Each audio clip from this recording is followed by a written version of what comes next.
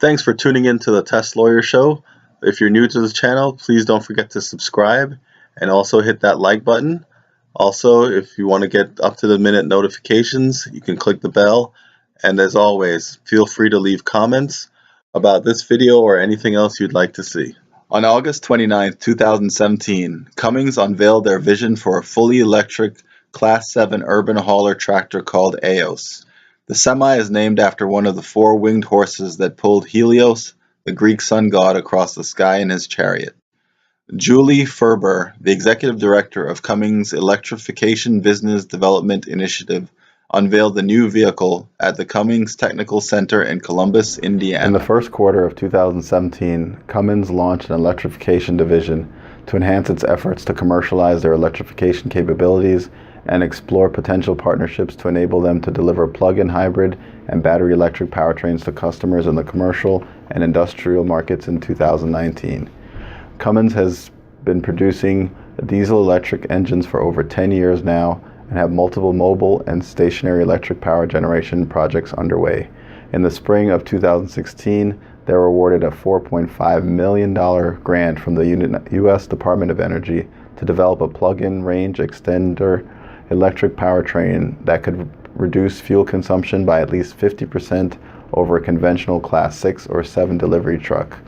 To create the EOS demonstrator, Cummins replaced the standard 12-liter engine with a 140 kilowatt-hour battery pack.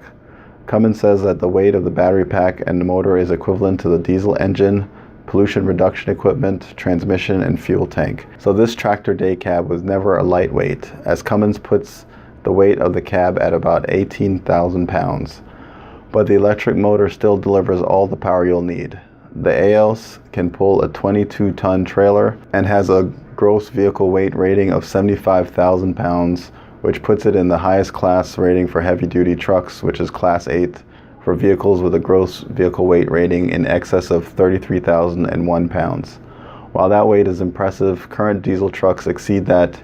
Even my dad's 7-year-old truck reaches the maximum allowable rating of 80,000 pounds, which is about a 5,000 pound load discrepancy.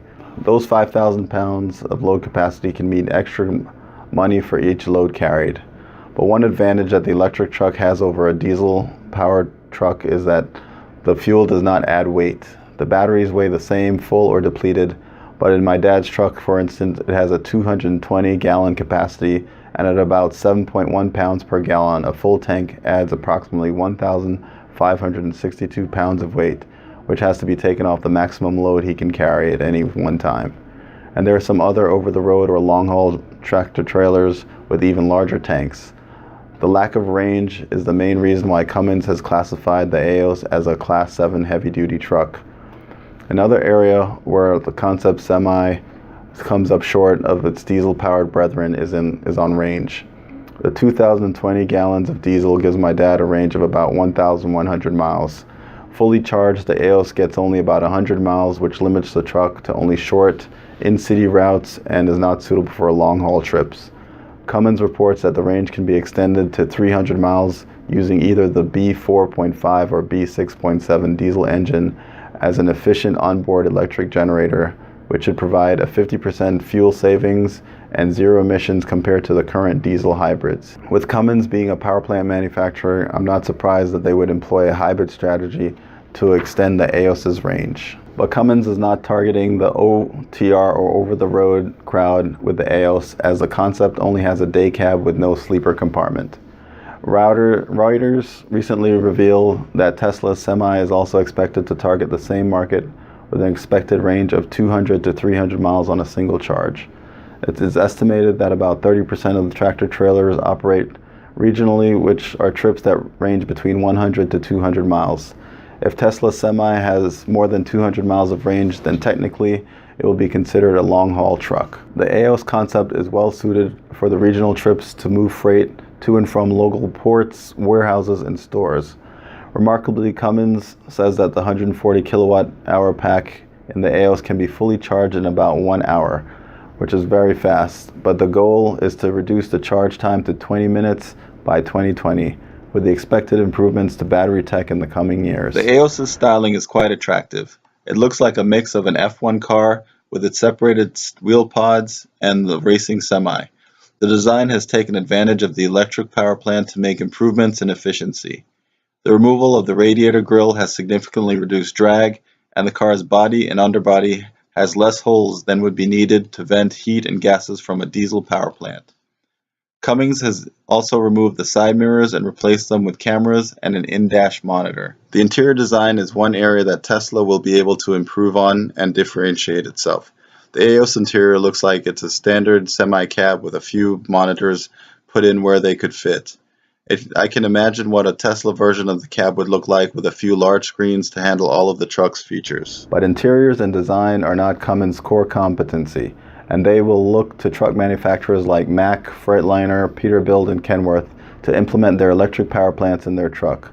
The EOS was built in conjunction with Roush Industries, the famous Ford Mustang customizing shop.